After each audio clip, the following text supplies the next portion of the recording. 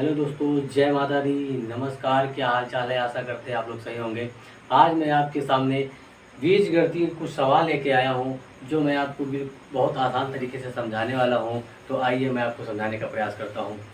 देखिए, इस इन सवालों को करने के लिए आपको सबसे पहले कुछ छोटी छोटी बातों का ध्यान रखना है। मान लिया 2x गुणे x से गुणा करना होगा। इसके ऊपर एक होता है, इसके ऊपर एक होता है, हमें दिखता नहीं है वैसा। तो ऐसा करिए कि ये जब गुणा करते हैं संख्याएं, x का x से जब गुणा होगा तो यहाँ जुड़ जाती है घाते, तो x की पावर 2 हो जाएगा। ऐसे ही मान लिया यहाँ पर 3x इंटू वाई से यदि गुणा करवाना है तो सिंपली कुछ नहीं होता है, x और y हो जाता है। ये सारी कंडीशनें इस पर लागू होंगी, तो आप लोग इसको थोड़ा अच्छे से सीखिएगा। तो देखिए, जब यहाँ पर 3y² इंटू वाई और एक्स वाई दिया जाए और गुणा करने के लिए कहा जाए, तो आप क्या करेंगे। देखिए, 3y² है, y² यहाँ पर है, यहाँ पर y की पावर 1 हमेशा होता है। इन संख्याओं के ऊपर हमेशा y, जैसे x है, x के ऊपर 1 है लेकिन दिख नहीं रहा है, तो हम लोग ये लिखते भी नहीं हैं। ये जब कंडीशन आती है, यदि आपको नहीं पता है लिख लेंगे, कोई बात नहीं, लेकिन ऐसे लिखा नहीं जाता है। तो आपको सिखाने के लिए मैं लिख रहा हूँ, नहीं लिखता नहीं हूँ। देखिए, यहाँ पर y की पावर 2 है, y की पावर 1, इसका गुणा जब इन संख्याओं के साथ होगा तो ये 3y, यहाँ 2 था, यहाँ 1 था, तो घातें जुड़ जाती हैं। तो 3y की पावर 3 और ये x है, तो यहाँ x हो जाएगा। 3y की पावर 3 इंटू एक्स हो जाएगा। इसको आप ऐसे भी लिख सकते हैं, 3xy³, ऐसे भी लिख सकते हैं। ये सारी बातें इस क्वेश्चन के अंदर हैं, तो आइए इसको सिखाते हैं आपको। देखिए, यहाँ पर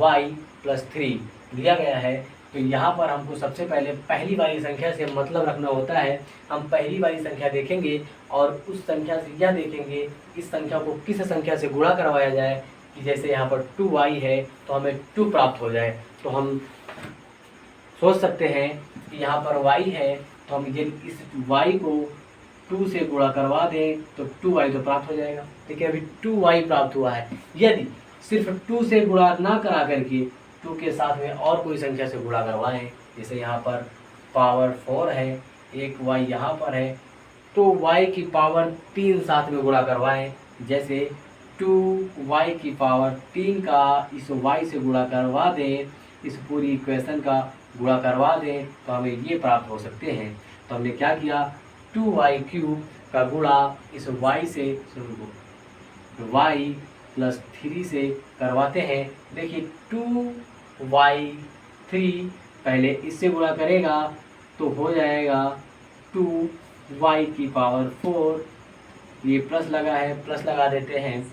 उसके बाद 2y³ इसके साथ गुणा करेगा तो 3 इंटू 2, 2 दिए 6 और y³ ये प्राप्त होता है। किससे हम गुणा किए हैं, तो इस संख्या से गुणा किए हैं, 2y³ से। तो जिससे गुणा करते हैं वह यहाँ पर लिखा जाता है और जो निकल के आता है वह इसके नीचे लिखते हैं। तो 2y की पावर 4 प्लस 6y³ लाइन खींचते हैं।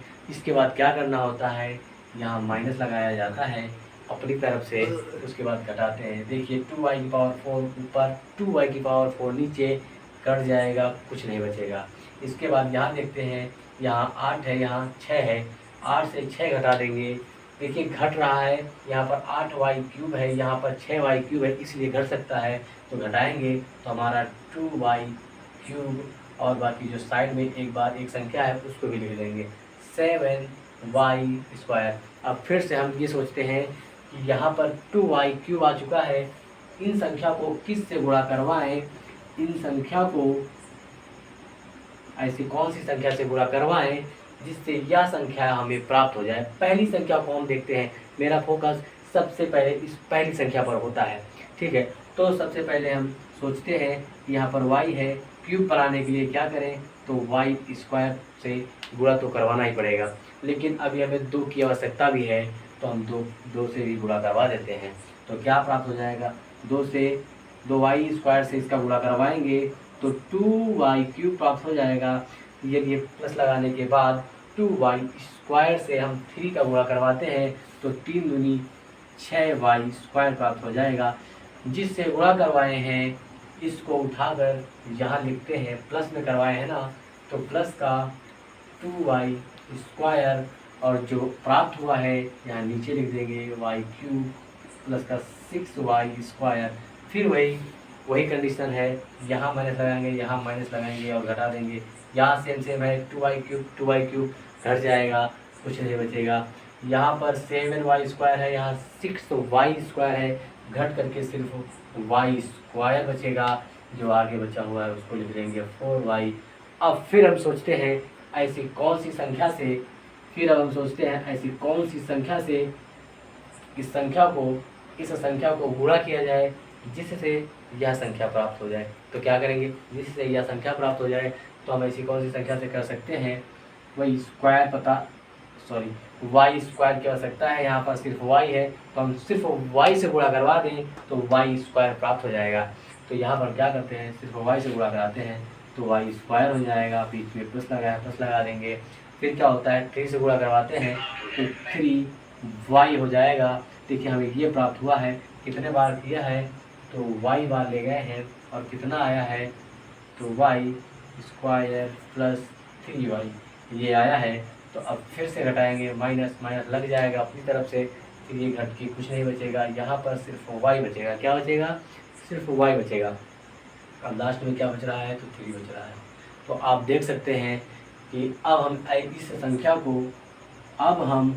संख्या को अब कौन सी संख्या से गुणा करवाएं जिससे यह संख्या कट जाए, ये इस संख्या के बराबर आ जाए। तो हम सोच सकते हैं कि यदि हम इससे 2 से कराते हैं तो ज़्यादा हो जाएगा, 3 से कराते हैं तो ज़्यादा हो जाएगा, अगर यदि x से करवाते हैं तब भी ज़्यादा हो जाएगा।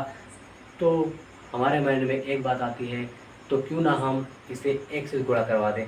x से किसी भी संख्या को हम कभी भी गुणा कराते हैं तो उस संख्या में कोई फ़र्क नहीं पड़ता है। देखिए यहाँ पर हम 1 से गुणा करवा देते हैं तो वही y का y उतर आएगा और 3 का 3 प्राप्त हो जाएगा। तो हम यहाँ पर जितने बार ले गए हैं उसको यहाँ पर लिखेंगे प्लस का 1 और जितना आया है उसको यहाँ नीचे लिखेंगे और उसके बाद फिर से हम घटा देंगे। घटाने के बाद हमें क्या प्राप्त हुआ है, यहाँ पर कुछ नहीं हुआ, यहाँ पर कुछ नहीं प्राप्त हुआ है, तो हम कह सकते हैं अर्थात 0 प्राप्त हुआ है। इसका शेष फल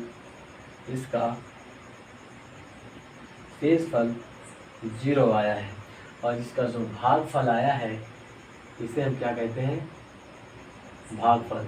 ये हमारा भागफल आया है, भागफल बता सकते हैं, शेषफल बता सकते हैं। आशा करते हैं मेरे दोस्त आपको यह क्वेश्चन समझ में आया होगा। तो ऐसे ही क्वेश्चन आपको सीखने के लिए मैं ऐसे ही दोबारा से लेके आता रहूँगा। तो भाई यदि आपको समझ में आया है तो लाइक, सब्सक्राइब और कमेंट ज़रूर कीजिएगा, जिससे हम मोटिवेट होते हैं और यह पता चलता है कि मेरा समझाया हुआ आपको कितना आया है। तो जय हिंद, जय भारत।